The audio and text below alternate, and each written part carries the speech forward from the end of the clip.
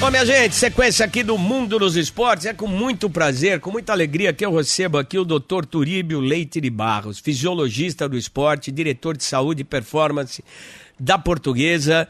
Mas o Dr. Turíbio é um dos precursores da fisiologia no esporte, no futebol brasileiro. Ele fez parte daquele momento maravilhoso do São Paulo na década de 90, que estava à frente de todo mundo, não só na recuperação, no cuidado com os jogadores, no CT maravilhoso que tinha, nas conquistas. Uma época que o São Paulo brilhou demais e muito se deve a esse trabalho científico do Dr. Turíbio Leite de Barros. É com muito prazer, faz tempo que eu não converso com o Dr. Turíbio. Deixa eu dar uma boa tarde. Muito bem-vindo, doutor. Muito alegre de poder voltar a falar com você. Boa tarde, Fernandinho. Prazer é meu falar com você, com os ouvintes da Bandeirantes. É sempre muito bom a gente resgatar aqui esse contato com os amigos. Muito obrigado pelo convite. Eu que agradeço a gentileza, doutor. E quando eu sugeri a gente analisar o que nós vamos debater agora, o primeiro nome que me veio à mente foi o seu. Pelo seu pioneirismo, pela sua capacidade, pela longevidade e conhecimento que o senhor tem no esporte. A gente está vendo o Cristiano Ronaldo, doutor, com 40 anos de idade, voando. Acabou de ganhar a Liga das Nações, vai para mais uma Copa do Mundo. A gente vê o goleiro Fábio, com 44 anos, no Fluminense, está nos Estados Unidos para disputar o Mundial, voando. E a gente vê muitos jogadores no Mundial, com idade avançada, que também têm a perspectiva de voarem. Diz aí, Braga. Lucas Bueno, o Braga estava aqui agora. A gente vai passar uma lista aqui rapidinha dos jogadores mais velhos que estão jogando esse Mundial. Em primeiro lugar, o Fábio, com 44 anos jogando pelo Fluminense. Em segundo, o Thiago Silva, com 40 anos, jogando também pelo Fluminense. O Oniango, goleiro do Mamelodi, jogando também com 40 anos. O Modric, que ainda vai jogar pelo Real Madrid, com 39. O Gustavo Cabral, do Pachuca, com 39. Enzo Pérez, do River Plate, com 39 também. O Neuer, do Bayern de Munique, com 39. E o Sérgio Ramos, com 39 anos também, do Monterrey. Esses são os jogadores mais velhos que irão disputar essa Copa do Mundo de Clubes. Pois é, a gente não tem nenhum garoto, mas eles estão correndo como garotos, doutor. O que é que aconteceu? O que é que mudou? Pois é, Fernando, eu acredito que, genericamente falando, a ciência do esporte evoluiu, né? Eu acho que quando a gente fala da ciência do esporte, a gente está, na realidade, se referindo a inúmeros aspectos, digamos assim, de conhecimentos que foram incorporados ao, digamos, treinamento, à monitorização, ao controle do jogador de futebol profissional. E, evidente, eu tenho certeza que todos esses citados aí têm alguma coisa em comum. Disciplina, profissionalismo, dedicação, né? E respeito às necessidades de quem quer prolongar sua carreira esportiva.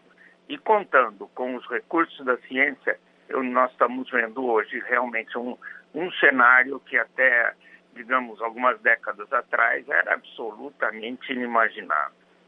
Pois é, doutor, se a gente falar que na década de 90, jogador com 30 anos já estava considerado aposentado, 3 décadas depois a gente está vendo esses super atletas. E a tendência, doutor, é que nós já chegamos num limite dessa evolução física do atleta ou a gente pode ir mais? Eu acho que é sempre cada vez mais difícil você falar em limites, né? A gente vê que a própria evolução aí das coisas e o tempo acaba desmentindo esses limites. Eu não diria que nós chegamos no limite, não. Eu acho que a gente ainda tem muito a conquistar do ponto de vista aí de evolução. É muito difícil pensar em limite. O limite é sempre um pouco acima do que a gente tinha estabelecido antes, né? E eu acredito que essa evolução vai continuar a existir e eu acho que mais atletas, principalmente, vão poder chegar a essa faixa etária jogando em alto rendimento. Outro dia nós entrevistamos aqui o professor Miguel Nicoleles, um grande neurocientista, respeitado no mundo inteiro. Em determinado momento, doutor Turíbio, nós abordamos isso com ele. E ele disse que o próximo passo do limite do atleta é justamente o limite neurológico, o limite mental, o comando de toda a máquina. O senhor partilha disso também? Não, eu acredito que sim. Agora, eu diria também que tem alguma coisa que é essencial. É a proteção que se possa dar, o resguardo que se possa dar para evitar contusões graves. E com toda certeza, o desenvolvimento científico, a parte neurológica do Nicoleles, que eu acho também excepcional e importantíssima, nada disso consegue, digamos assim, driblar o problema ortopédico sério, né? Então, nenhum desses atletas que nós estamos citando, felizmente, teve nenhuma contusão muito séria. Então, é isso que também a gente tem que pensar em como proteger. É lógico que tem determinados acidentes esportivos que são absolutamente imprevisíveis e incontroláveis, mas essa longevidade, ela passa muito também por um mecanismo capaz de ser implantado para proteger e evitar lesões. E esse mecanismo, o senhor já teria algum vislumbre do que vem pela frente, o que precisa ser feito? Eu acho que esse mecanismo passa também pela aplicação da regra do jogo. E há também Sim. uma maneira de proteger mais o físico, o corpo do atleta, porque o atleta, geneticamente, ele nasce privilegiado. A gente sabe que o atleta, ele nasce e a fisiologia, a preparação física o desenvolve. Existe um componente genético, mas a gente está falando, e a medicina diz que daqui 30 anos a gente vai viver 100 anos tranquilamente, que a medicina vai ter formas de correção do corpo humano através de engenharia genética, através de produção de novos órgãos, novos ligamentos, através de inúmeras ferramentas que a medicina está desenhando. Dentro da sua área, da área específica, da área esportiva, qual que é o próximo passo que está chegando aí, doutor? Olha, você acabou citando o próximo passo. Eu não tenho dúvida que o próximo passo é a genética. É o melhor e maior conhecimento da genética aplicada a diversas funções fisiológicas. Eu acho que isso, sem dúvida nenhuma, é o futuro. Hoje é muito difícil a gente até imaginar até onde essa contribuição da ciência da genética pode nos levar. Mas eu acho que passa muito por aí. Identificação de genes responsáveis por determinadas características, você poder decifrar esse código genético de um atleta, isso com toda certeza é o futuro e não tenho dúvida nenhuma que logo nós vamos chegar aí. Doutor, a gente, como eu disse há instantes, o jogador, o atleta, de uma maneira geral, como nós estamos falando de futebol aqui com o doutor Turíbio Leite de Barros, o atleta, ele nasce com essa genética. E tem atletas, eu vou dar um exemplo, claro, que tem um cérebro privilegiado jogando bola, que é o Paulo Henrique Ganso. E ele, acho que o senhor acompanhou ele na época do Santos. E ele teve muitos problemas físicos. A gente vai poder, de repente, ver um atleta como o Paulo, que é excepcional, o raciocínio de bola dele é algo incrível, mas ele teve várias lesões. E esse tipo de lesão, ela vai poder ser prevenida e ela vai poder ser protegida para evitar que o jogador tenha esse tipo de situação? Eu acho que a gente, digamos assim, isentar o atleta de lesões, nós não vamos conseguir nunca. Mas eu acho que nós vamos conseguir diminuir muito isso. Isso com toda certeza. É um dos focos hoje das ciências do esporte. É lidar com aquilo que a gente chama de ciência da recuperação. Tem uma coisa que eu costumo dizer há muito tempo, que é o seguinte: na evolução das ciências do esporte aplicada ao esporte de alto rendimento, a ciência do treinamento evoluiu muito rápido. Tanto é que hoje você vê que o atleta é muito mais vigoroso. Se a gente, por exemplo, pega dados de distância percorrida no jogo e compara com o que você tinha há 30 anos atrás, ou por aí, há uma diferença incrível já. O jogo é muito mais vigoroso, o atleta está fisicamente hoje muito melhor preparado. Mas o que acontece? A ciência do treinar evoluiu muito. A ciência do recuperar está muito atrás. Então, hoje, o foco essa é a nossa fronteira, grande, doutor? Essa é a nossa fronteira? Exatamente. É a ciência da recuperação. porque hoje realmente já se tenta monitorar isso com vários indicadores. A gente tenta quantificar o que a sobrecarga física provoca naquilo que se costuma chamar de carga interna do treinamento, né? Ou seja, o que o organismo, o músculo, as articulações e todo o corpo sofrem com o treinar e com o jogar, para poder, na medida do possível, acompanhar essa evolução física com uma recuperação tão rápida e tão boa quanto possível. Esse hoje é o grande desafio. Doutor, vamos dizer, é uma regra não escrita do futebol, mas dita, que o jogador cara que nasce com cérebro, ele pode ganhar o preparo físico adequado e ficar melhor. E normalmente você pode dar para um jogador, na gíria da bola, pulmão, mas você não pode dar cérebro, né? A velocidade de raciocínio, a capacidade de enxergar o jogo, o ser diferente. Essa relação, ela está mudando, doutor? Olha, tá. Tanto é que tem hoje, inclusive, muitos métodos de treinamento que tentam trabalhar exatamente esse comando, né? Agora, é evidente que se tem uma coisa que é absolutamente soberana, é a genética, né? A genética é soberana, ou seja, aquilo que a genética proporciona, né, acaba sendo o maior legado que você vai ter a vida inteira. Mexer com esse legado, como a gente comentava, é uma fronteira realmente a ser atingida.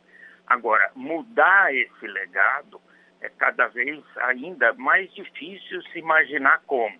Mas, sem dúvida nenhuma, isso é um verdadeiro desafio que tem aí e que certamente já se está mexendo com isso, já se está caminhando para uma evolução. Eu confesso que às vezes a gente fica até um pouco preocupado com aonde isso vai levar, mas com toda certeza isso vai ser estudado cada vez mais. Por que, doutor, onde o senhor imagina que a gente possa levar e onde é a encruzilhada que a gente tem que prestar atenção? Eu sinceramente, eu fico com muito receio quando se começa a aplicar esse conhecimento, por exemplo, científico de genética aplicada em categorias de base. Isso eu acho que vai acabar acontecendo. Ou seja, será que a gente vai ter que se preocupar com manipulação genética de futuros jogadores? Será que aí quem começa a ganhar é quem tem o melhor laboratório e não quem tem o melhor talento na mão? Isso eu acho que é uma preocupação, sim. E o senhor está dizendo isso, o senhor que é um pioneiro, um estudioso, há tantos anos, um visionário, o senhor está vendo essa possibilidade, porque é aquilo que eu falei, o genético, ele nasce com aquilo. Você pode trabalhar, ele descanso, repouso, alimentação, suplementação, existe um limite. E o senhor acha que é possível você geneticamente ir além e transformar um cara que tem um físico razoável num super atleta, como a gente pode apresentar aqui o Cristiano Ronaldo e o Fábio com essa longevidade toda? Olha, eu sou levado a crer que isso, ou feliz ou infelizmente, vai se tornar possível, sim. Então, daí é que surge esse receio que a gente comentava há pouco aí, né? Essa manipulação genética pode ter resultados aí imprevisíveis. Isso é alguma coisa que até assusta um pouco. Boa tarde, doutor. Tudo bem? Aqui quem está falando é o Lucas Bueno. Não sei se o senhor chegou a ver, mas recentemente o Palmeiras lançou um novo centro de recovery e neurociência. Eu queria saber o que você acha, primeiro, desse centro, como ele pode melhorar na função dos atletas e se é algo que mais clubes vão começar a tomar ações assim para lidar também com o mental do atleta nessa parte. Aqui ele fala na matéria que vai ajudar com terapias, para ajudar tanto no mental quanto no físico do atleta. Como um centro como esse pode melhorar na longevidade do atleta e se você acha que os clubes vão adotar esse centro também, se não vai ser só o Palmeiras, por exemplo, aqui no Brasil. Não, eu tenho certeza que é muito bem-vindo uma iniciativa como essa e eu tem que elogiar o Palmeiras aí, que hoje a gente tem que reconhecer que é um clube que está na frente, né? Eu comentei há pouco a questão do recovery, né? Que seria a ciência da recuperação.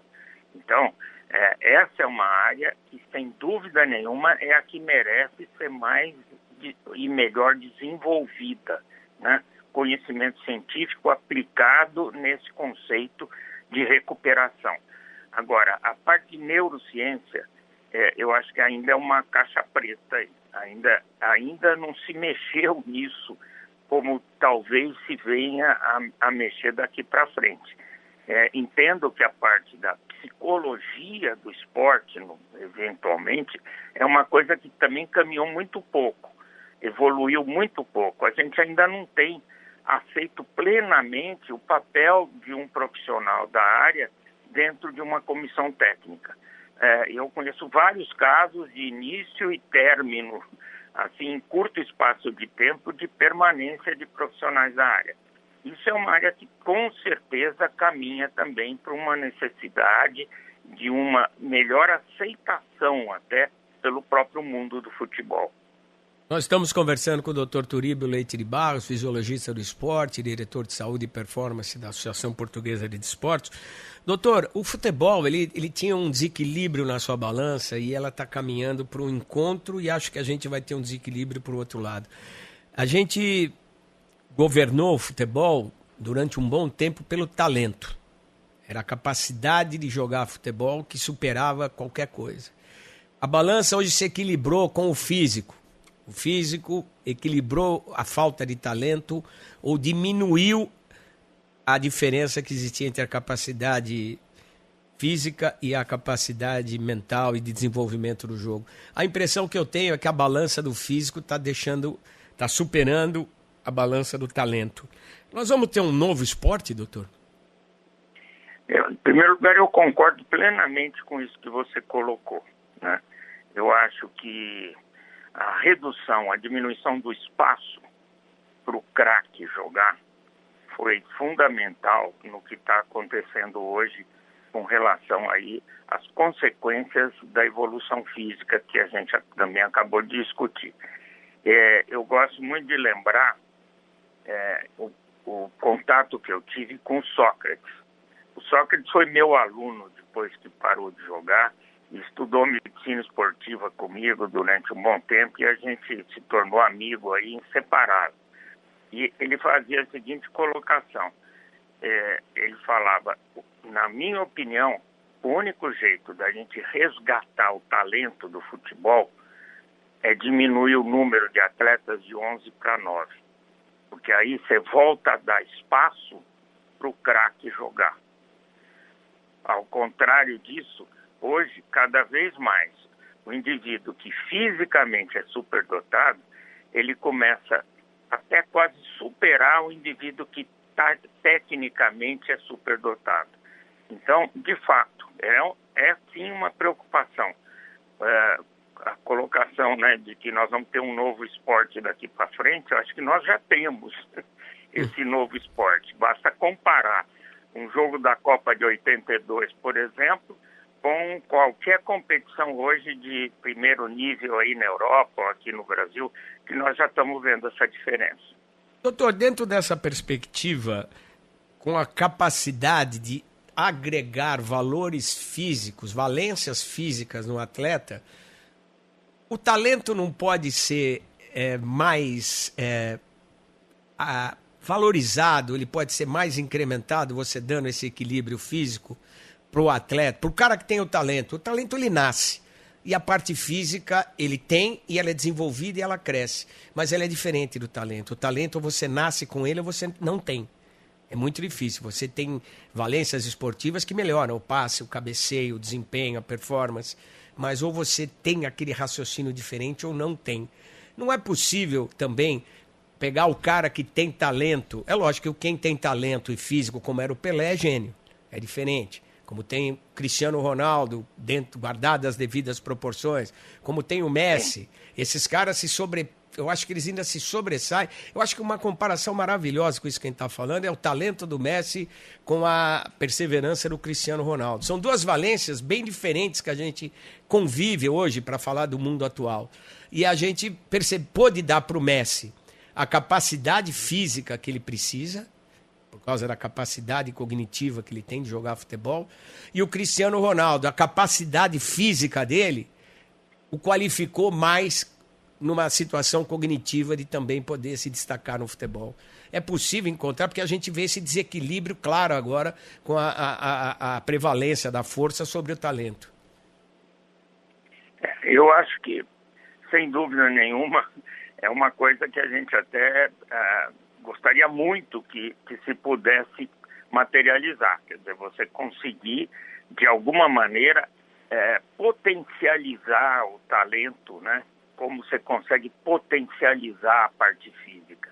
Mas aí entra de novo naquilo que a gente comentou, que está começando a existir, que é alguma coisa muito do lado da neurociência, né? Eu não me arrisco hoje ainda digamos, a prever que vai ser possível isso. O que eu posso dizer é que eu gostaria muito que isso se viabilizasse, né? Você tentar realmente potencializar quem tem o talento para ele poder, digamos assim, superar aquele que tem um enorme potencial físico. Esses exemplos citados aí são muito claros, né? A gente vê, por exemplo, se a gente lembrar de um Ronaldo Fenômeno jogando, que tinha um talento fantástico, mas tinha um arranque, tinha uma força física, tinha uma agilidade absolutamente únicas, né? Que foi, claro, cerceado aí na sua longevidade pelas graves lesões que sofreu, né? Outro exemplo que eu acho que era excepcional do ponto de vista de talento, o próprio Ronaldinho Gaúcho. Quem vê o que ele fazia dentro de um jogo de futebol profissional, parece que ele estava brincando com alguns jogadores de um casal solteiro, né? Tamanho era diferente de habilidade que ele tinha. Mas já não era um atleta tão bem dotado fisicamente e acabou também não tendo uma longevidade tão grande. Doutor, nós estamos caminhando para a era do superatleta, não do jogador de futebol? Eu acho que nós já chegamos até nessa era, né? Já estamos no entrar dessa era. Tudo isso que nós falamos até agora nada mais é do que admitir o quanto a condição física evoluiu e acabou por, na nossa opinião aí, eu acredito, prejudicar a beleza do esporte. Eu acho que isso comprometeu, sim, a beleza do esporte. Nós não temos um jogo tão plástico, tão bonito, tão romântico, até como a gente via quem teve chance de ver algumas décadas atrás.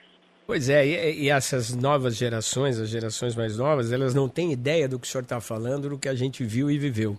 Apesar da internet, a internet está aí para você pesquisar e ver, a realidade é diferente da tela. Você tinha os sentidos aguçados em todas, na sua plenitude, em todas as suas variáveis, capacidade, instinto, percepção, imprevisibilidade. Era tudo uma coisa que você sabia como começava, mas não sabia como terminava por causa dessa genialidade. E hoje o futebol está ficando mais previsível por causa dessa prevalência de força.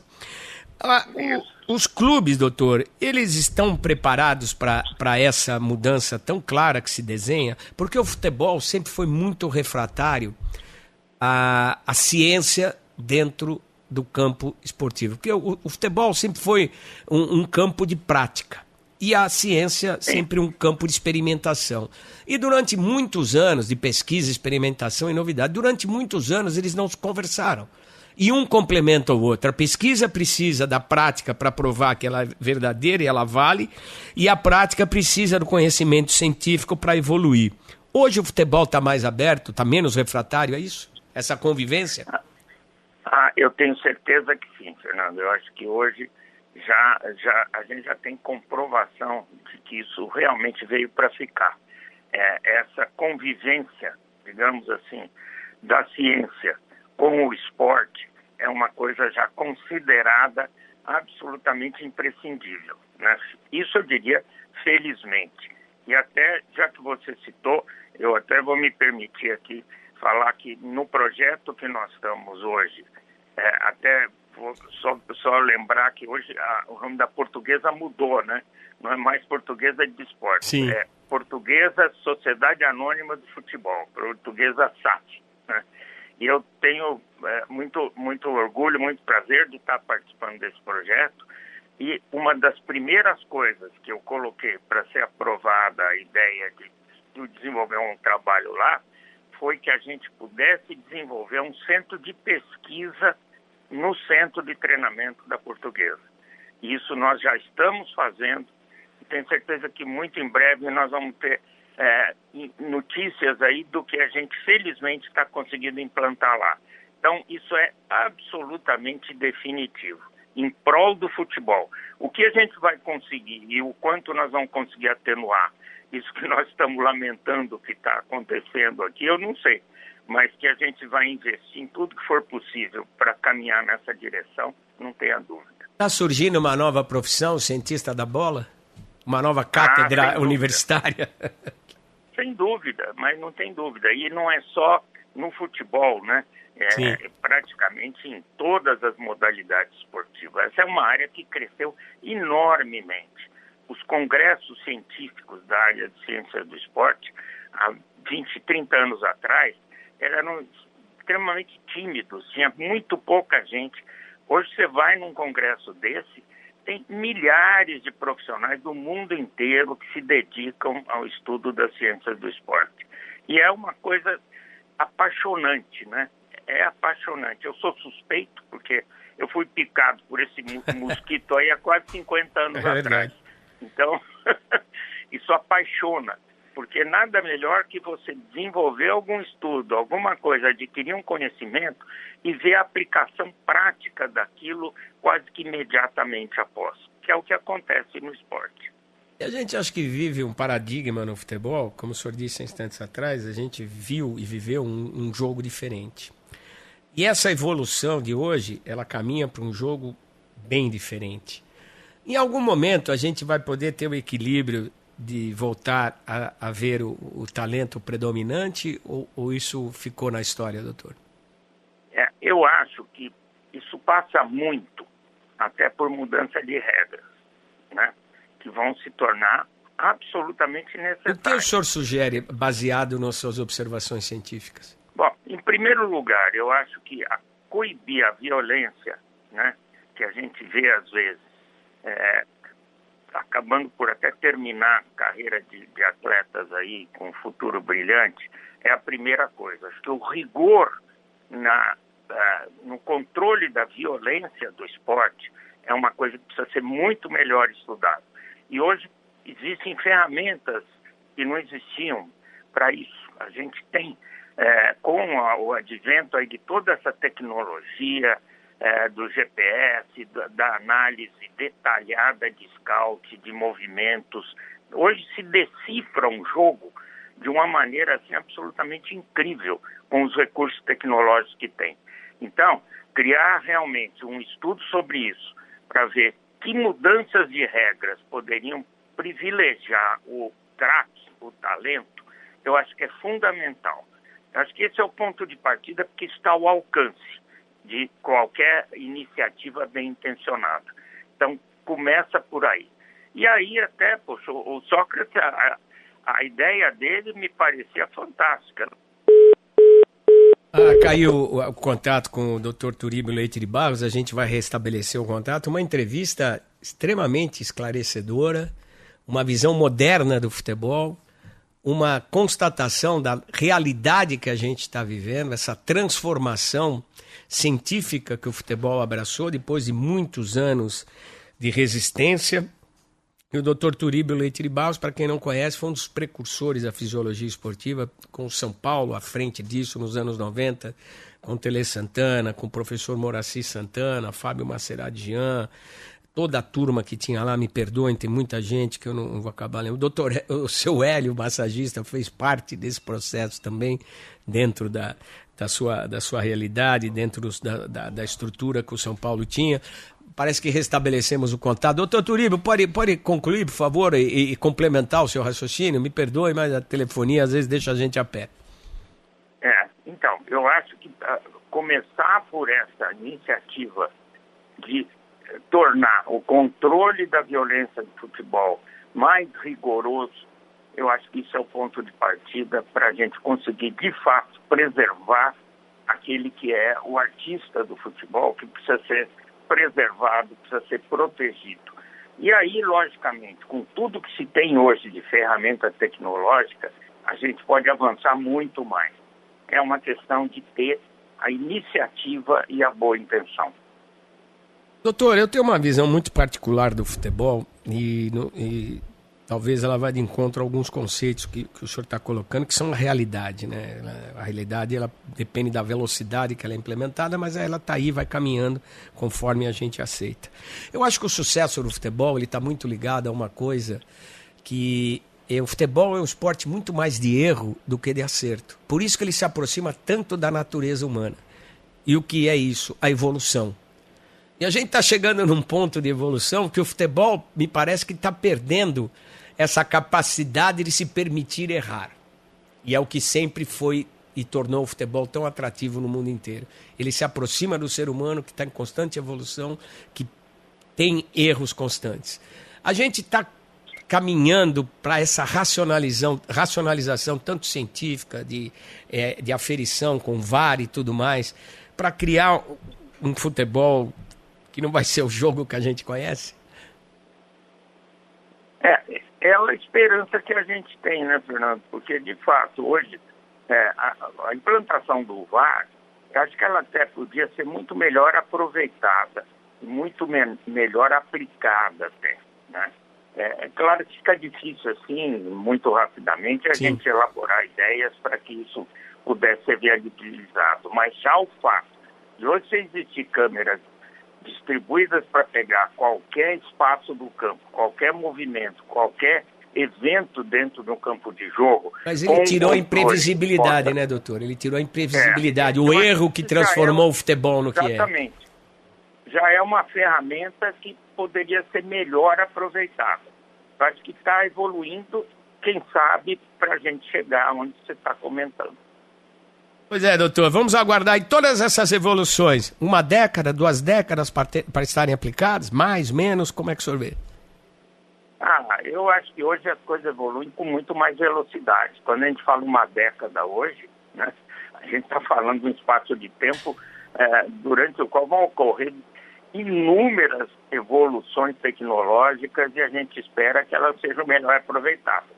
Eu acho que imaginar de hoje a 10 anos, quem sabe nós aí, amantes do futebol plástico, romântico e bonito, quem sabe a gente possa estar mais satisfeito aí daqui a 10 anos. Tomara que o senhor tenha razão, o senhor sempre foi um visionário e eu confio nas suas previsões. Doutor Turíbio, um grande abraço, doutor Turíbio Leite de Barros, fisiologista do esporte, pesquisador, pioneiro na fisiologia aplicada no futebol. Foi um prazer enorme voltar a falar com o senhor, um grande abraço, um abraço para o seu filho também, que há muito tempo eu não vejo, e também seguiu o seu mesmo caminho. Muito obrigado, Fernandinho. Eu também te desejo aí todo sucesso, mais ainda do que você já tem. Continue sendo aí o profissional brilhante que você é e vamos estar juntos mais vezes aí. Muito obrigado. Eu que agradeço, doutor. Um bom final de semana. Grande abraço. Obrigado igualmente. Obrigado igualmente. Obrigado igualmente. Obrigado igualmente.